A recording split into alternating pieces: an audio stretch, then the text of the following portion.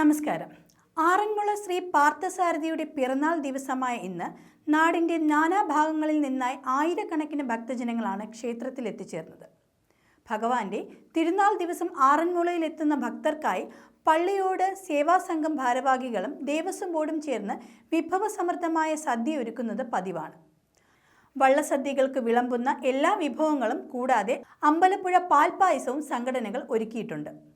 രാവിലെ 11 മണിയോടെ കേന്ദ്ര സഹമന്ത്രി സുരേഷ് ഗോപി കൊടിമരച്ചുവട്ടിൽ പ്രത്യേകം തയ്യാറാക്കിയ നിലവിളക്കിൽ ദീപം പകർന്ന വള്ളസദ്യകളുടെ ഉദ്ഘാടനം നിർവഹിച്ചു. തുടർന്ന് സുരേഷ് ഗോപിയും മന്ത്രി വീണ ജോർജും ചേർന്ന് ഭഗവാനെ സങ്കല്പിച്ച് വിളക്കിന് മുന്നിലെ തൂശനിലയിൽ വള്ളസദ്യയുടെ വിഭവങ്ങൾ വിളമ്പിയതോടെ അഷ്ടമിരോഹിണി വള്ളസദ്യയ്ക്ക് തുടക്കമായി.